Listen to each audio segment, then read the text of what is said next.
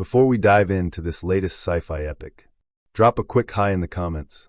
It may seem small, but trust me, it really helps YouTube share this story with more sci fans like us. I'd love to see who's watching. The air in the Galactic Consensus chamber tasted metallic, sharp with the tang of ionized filters meant to cleanse alien pheromones from the recycled atmosphere.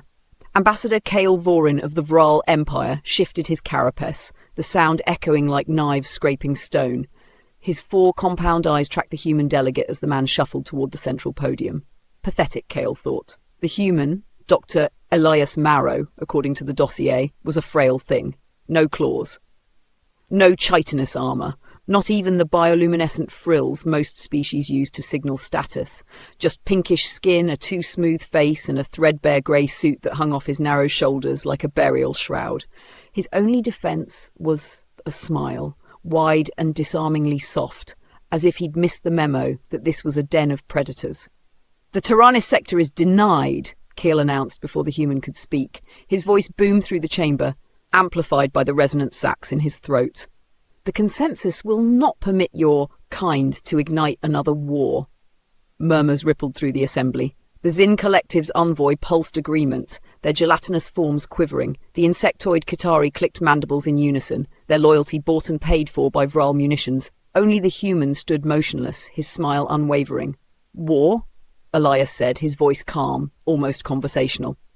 "Humanity hasn't fought an interstellar conflict in 3 centuries. A hologram flared above the podium, a montage of human history, nuclear firestorms devouring cities, soldiers screaming into mustard gas, a child's skeleton curled in the ash of Hiroshima.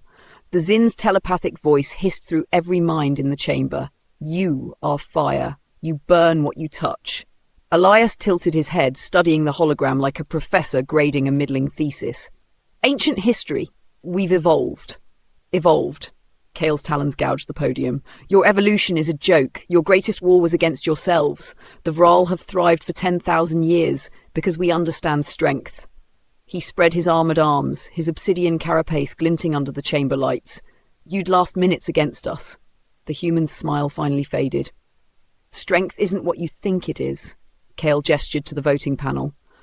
Lights flashed. Green for the Vral bloc, crimson for humanity. The Tyrannus embargo passed unanimously. As the chamber emptied, Kale cornered Elias in the antechamber. The human was adjusting his tie, humming under his breath. "A word of advice," Kale rasped, looming over him. "Beg, grovel, promise to leash your colonies and we might let your species scrape by as servants." Elias looked up, and for the first time, Kale saw something flicker behind those brown, unremarkable eyes. A shadow. A weight. "You've misunderstood us," Elias said quietly. "We don't avoid war because we fear losing." He stepped closer, close enough that Kale could see the scar snaking up his neck, pale and jagged. "We avoid it because when we fight we don't stop. Not until the threat is gone. Not until we've dug so deep into the dark that we forget what light looks like." Kale snorted. "Poetic. But poetry won't shield you." Elias turned to leave, then paused. "You mentioned our greatest war earlier. Did your dossier explain how it ended? Your Earth governments collapsed, billions died. True, but the war didn't end in fire." Elias's smile returned, colder now.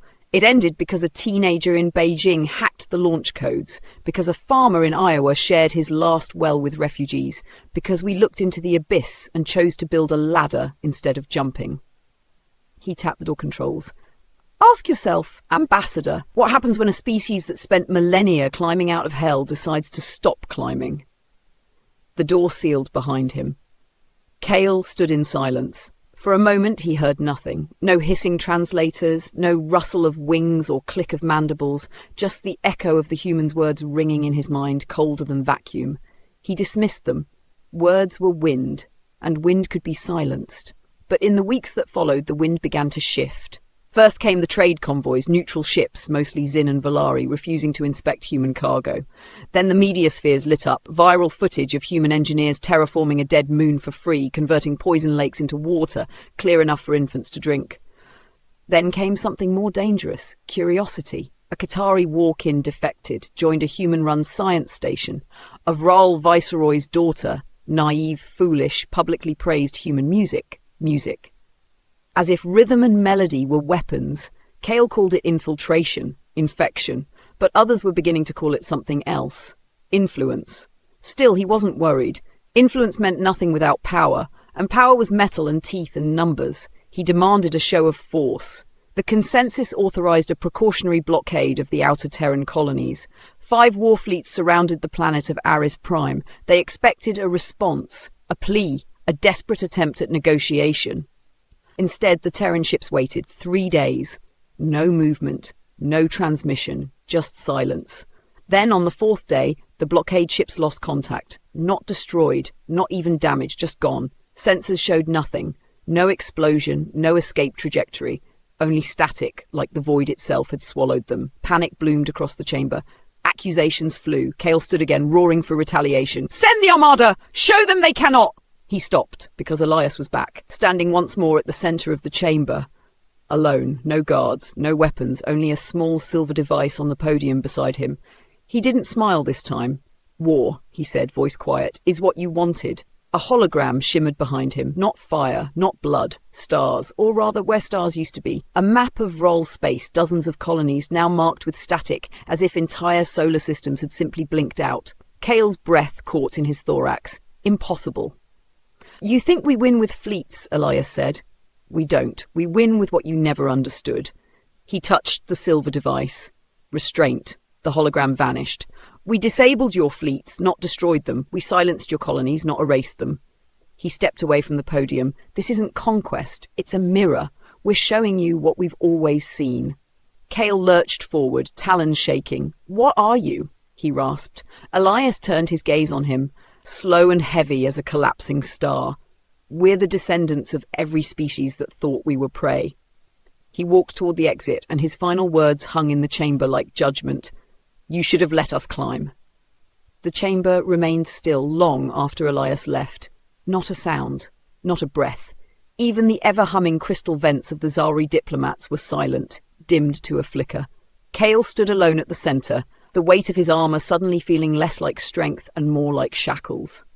For the first time in his long life, he felt small.